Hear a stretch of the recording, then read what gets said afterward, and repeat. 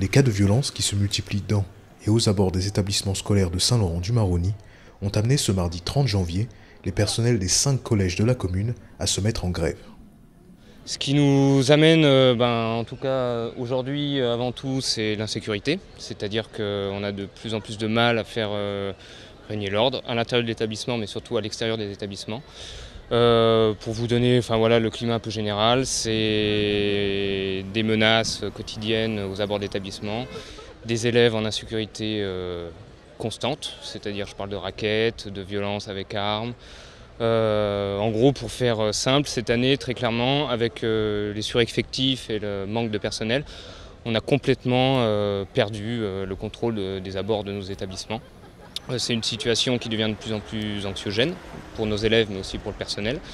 On a l'impression au quotidien d'être toujours à faire les pompiers. Moi, je suis conseiller principal d'éducation. J'ai l'impression de parer au plus urgent, de faire face à une violence qui monte sans pouvoir trouver de solution pérenne. Et cette situation, cette situation ne va absolument pas s'améliorer. C'est qu'on nous annonce encore des effectifs supplémentaires l'année prochaine, une augmentation du personnel qui ne va pas suivre, et c'est-à-dire une situation qui va se dégrader dans le temps de plus en plus. Alerté depuis des semaines, le recteur d'académie se déplace à Saint-Laurent jeudi 1er février afin de rencontrer tous les représentants de chaque collège qui s'accordent globalement pour dénoncer la politique du gouvernement. En tant que représentant du personnel, ce que je vois, c'est que ça vient des deux côtés, mais ça vient déjà du gouvernement dans le sens où c'est un problème systémique.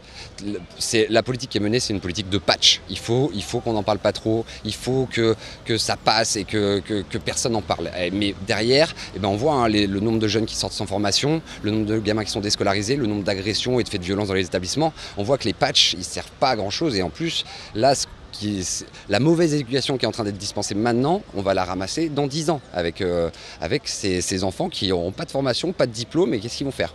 Donc là, c'est vraiment un problème de système. Donc pour moi, ça vient d'en haut. Et la région, elle, finalement, elle dispose des crédits qui lui sont alloués et elle fait ce qu'elle peut.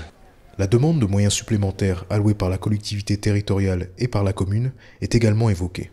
Nul doute que l'issue de ce mouvement ne dépend de réponses apportées par toutes les institutions, aussi bien locales que régionales et nationales.